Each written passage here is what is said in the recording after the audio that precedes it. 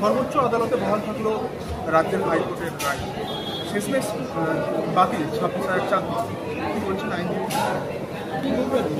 রায়কে ওয়েলকাম জানাই, রায়কে ওয়েলকাম জানাই। এই যে বলতে গেলে এই যে ঘটনা, এই ঘটনায় তো 26,000 ছেলের ভবিষ্যৎ কি হল? রাজ্য সরকার বলবে, এটা মমতা ব্যানার্জিকে প্রশ্ন করা উচিত। আইনজীবীরা কেন বলবে? উনি কেন যোগ্য অযোগ্যদের লিস্ট পাবলিশ করেননি? বিচারপতি গঙ্গোপাধ্যায় যখন ছিলেন তিনি যোগ্য অযোগ্যদের লিস্ট পাবলিশ করতে বলেছিলেন, সেইটাকে ঢাকা দেওয়ার জন্য সুপ্রিম কোর্ট দৌড়েছে। কে দৌড়েছে? রাজ্য সরকার দৌড়েছে।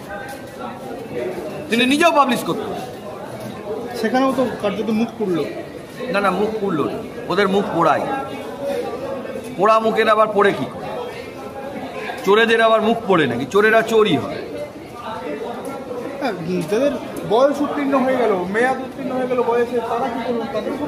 তাদের এটা মমতা বন্দ্যোপাধ্যায়কে প্রশ্ন করা, তাদের এটা মমতা বন্দ্যোপাধ্যায়কে প্রশ্ন করা, ভাইপোকে প্রশ্ন করা উচিত। ডিপস অ্যান্ড বাউন্সের মালিক ভাইপোকে প্রশ্ন করা উচিত, তাদের প্রশ্ন করা।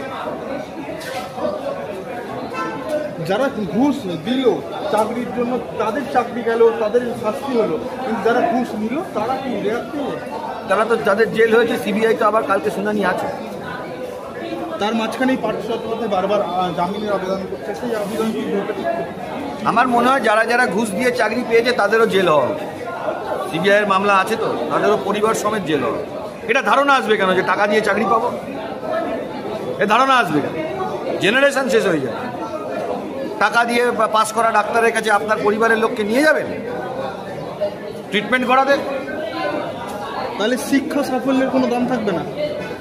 কোনো দাম নেই তো পশ্চিমবঙ্গে, থাকবে নাকি? নেই, নেই।